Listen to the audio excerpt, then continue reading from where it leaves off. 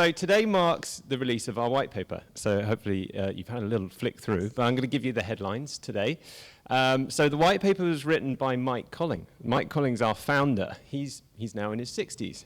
So helpfully, it was an opportunity for us to go a little bit deeper. So we've used the white paper as a chance to do some extra research. We've looked at qualitative and quantitative research and really get ourselves to understand the attitudes of audiences over the age of 50 and go a little bit deeper. So we're very fortunate. Mike's also non-exec in the business, but he's a mentor. He's an opportunity for us to soundboard off of him as well and check those opinions. So, I'll just move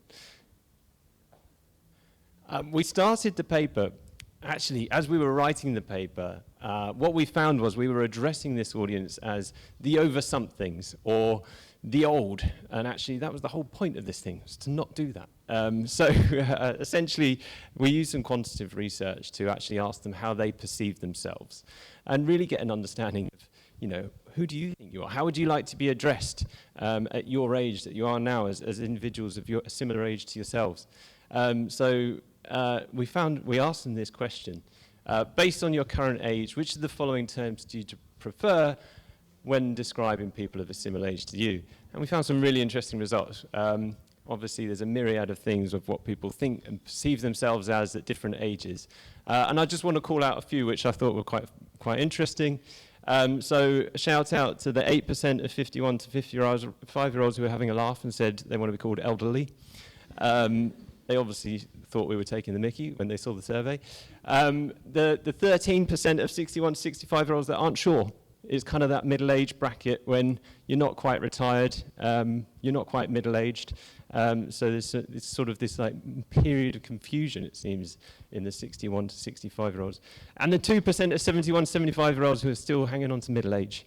So good for you. However you want to perceive yourself, we think it's really interesting. You can go a little bit deeper into the results in the paper as well. So we started there. We actually said, do you know what? They're not one segment. We know that there's a myriad of individuals, and they all perceive themselves differently, whatever age they might be. So we started there. The first thing we then looked at is what's the opportunity? Why should we sit up and pay attention as marketeers, as advertisers?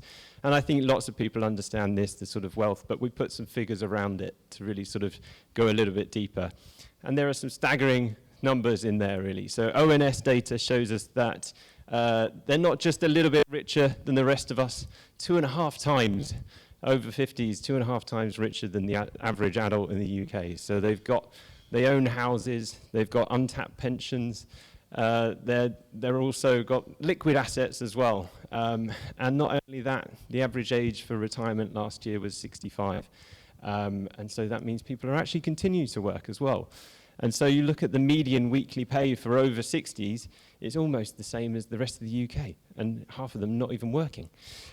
So they're topping up their assets as well. And so they're sort of in a position where their wealth is much greater than most of us here in the UK. And we sort of wanted to break down some stereotypes. So we looked at attitudes. And so, yes, they're wealthy, but are they saving it for later on? Are they sort of penny pinching? And the answer is no. They are quite happily spending the kids' inheritance. And I can speak from experience here. My parents are now in their 60s. They've just upsized. They're renovating. They bought a boat. They're doing what they want. They're doing absolutely what they want. They're going out for dinner, and I'm sure there'll be nothing left, but that's okay.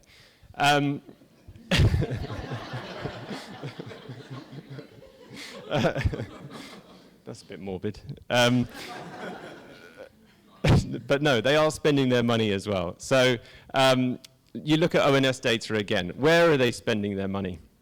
So compared to the rest of us, the over 65s are actually happily spending their money, and they're doing it on discretionary items. So they're indulging in their passions, they're going out for food and drink, they're going traveling. Whereas, they're spending much less of their income or their assets on housing, fuel, power, like a lot of younger audiences as well. So actually what they're spending on is very different as well. And we sort of said, okay, so Yes, they're spending, but are they spending it on the same thing that they've always spent it on? And the answer again is no. They're just as happy to switch products, switch brands. They want to try new things, have new experiences, go on new holidays, learn things, and do all those sorts of things, just as likely as the 18 to 24-year-olds, same mindset there as well. So really, we concluded they should be, and we've put a number there, but actually this whole audience should be an advertiser's dream.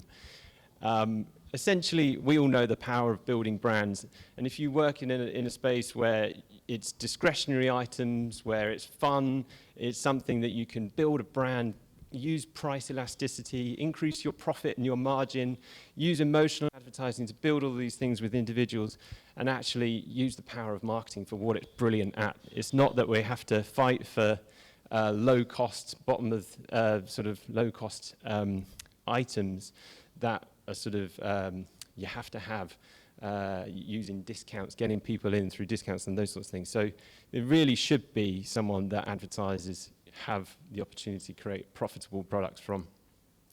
But the real challenge is, and this is where the crunch is, their attitudes towards advertising are very, very different. So we've polarized this in the white paper and looked at actually the over 65s versus the 18 to 24s, and they are very, very different, you can see. So we've called them older, wiser, richer, but disengaged. Just 16% of the over 65s say advertising helps them choose what they want, compared to younger audiences.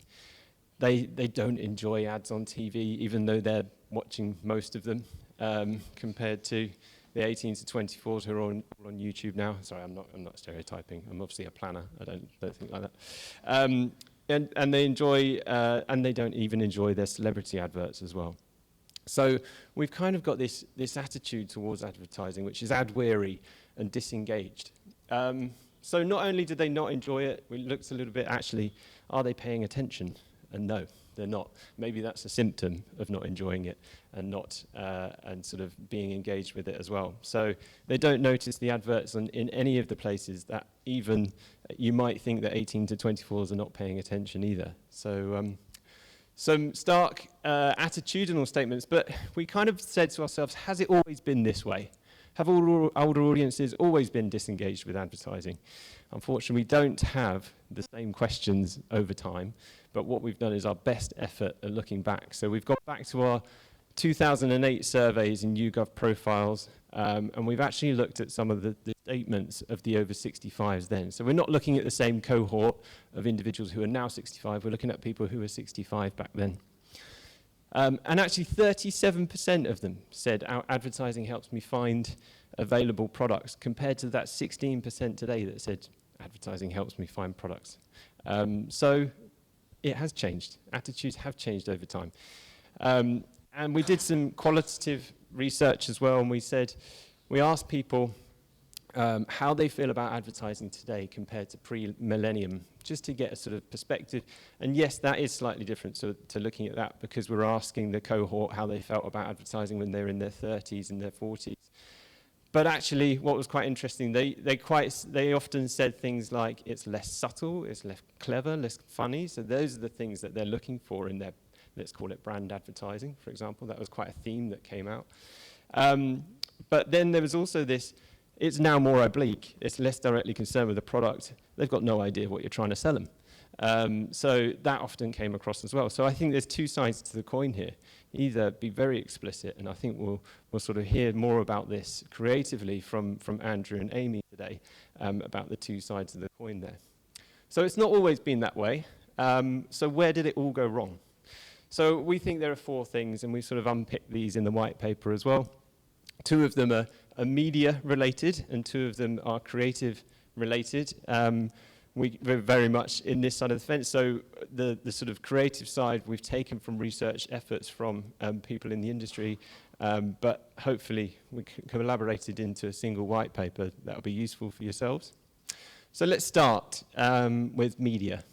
So as James mentioned at the beginning, media consumption has changed. But what you can see, I think you'll see a few of these charts today. Gabby and Vix will sort of talk about media consumption. we're looking at total weekly reach, and this is the video advertising, if we sort of think about it from that perspective.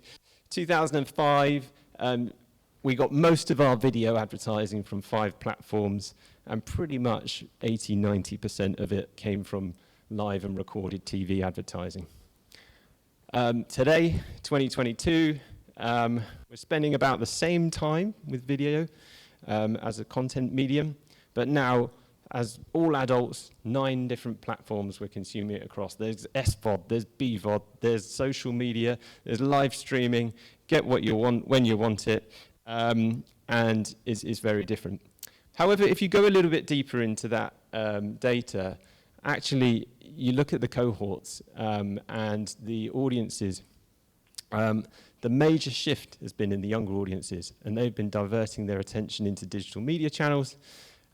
If you look at the over 75s, I think we've got our colours the wrong way around. The over 75s is actually the blue line at the top. It's pretty much remained at 97% weekly reach of over 75s throughout the whole period. So on live and recorded TV. So the major shift has come from the younger audiences, essentially. And that has meant, as advertisers, we've been changing our investment budgets. So if you kind of look at this media spend, this is the total media market. It's been growing. It's actually been outpacing inflation for the past decade. But where we were just 10 years ago, about half and half, we were spending on digital media versus traditional non-digital media. Now we're way in favor. A ratio of 4:1 on digital media versus traditional non-traditional media.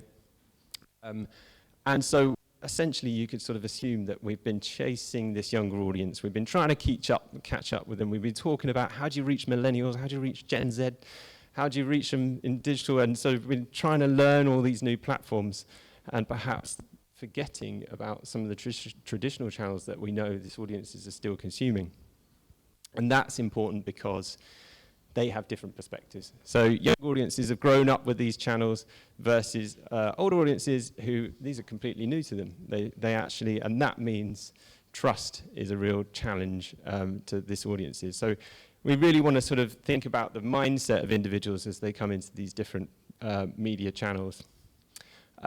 So we've been changing our media as a sector and thinking about how we're chasing those audiences. But clearly it's not just where we're putting our adverts, it's what we're saying as well. And what we identified is actually over 65s do have time for advertising, as long as it's relevant to them. A bit more, it has to be relevant to them than younger audiences. And you know what, if you can make them laugh, maybe you can engage them as well. So we looked at some of the industry research. Andrew's going to share more of this today, but stolen some statistics from their research in the Wise Up paper, which actually showed us, the representation. I think it starts there. It's representation of these audiences in media. And we really are lagging behind. As I was talking about TV consumption, that was very much the older audiences who are consuming it. They represent 32% of the population. Actually, 65% of all TV impacts are over 50s, but just 23% of ads are featuring over 55 individuals in the adverts themselves. So it really does start with advertising. And again, we did a bit of qualitative research, and they said, I don't recognize myself in advertising in anything than over 50s life plan. And I think that's quite telling of a lot of the adverts that we're sort of producing at the moment. The other thing that we found is that advertising has lost its sense of humor. So we've changed with the creative strategies that we're using as well. So this is a global Kantar research. They've sort of tagged up all of the adverts in TV and looked at the sort of creative strategy. And we've gone from over 50% of adverts being funny and light-hearted to now just 35% in 2020. Obviously, we had a period, a bit of a global economic recession here, which kind of triggered some of that shift away in terms of creative, but actually it's continued to change.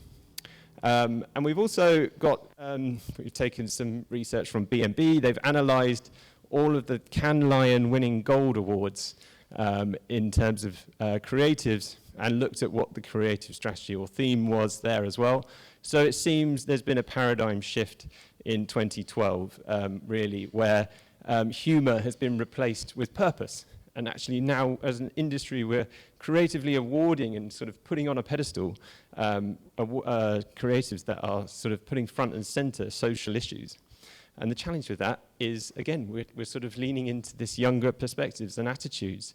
I think in the white paper, we looked in YouGov, and actually 56% of 25 to 35-year-olds think brands should have an opinion on social and political issues, versus just 28% of over 50s. And actually, they're less interested in that as a creative strategy and the role of brands and businesses. So hopefully it kind of paints the picture where we've got to and the reasons why we are where we are today, and perhaps some opportunities to turn things around. So 3 things for us to take away, and hopefully from all of the conversations we'll have today, it will sort of move us towards a new perspective. But the first thing really is surrounding yourself with your audience voices. So as a media plan strategist, we do this regardless. It's something that's at the heart of the agency, is truly understanding your audience, going the hard miles to put yourself in the sort of perspective of your audience. James talked about the average age of the industry, so I think it's something we have to do even harder ourselves. But actually think about your mentors, the individuals in your business who can help you have those perspectives as well. This view on media channels and declining media channels, actually considering the role of how you're reaching those individuals, and thinking about, lastly, their attitudes towards those usage of media channels as well. Have they grown up with them? What's their trust in that media? What is the role of your advertising that you're trying to achieve as well? So please do take the white paper away today. Hopefully you find it useful and kind of gives you a perspective on where we've got to. And that's everything from me.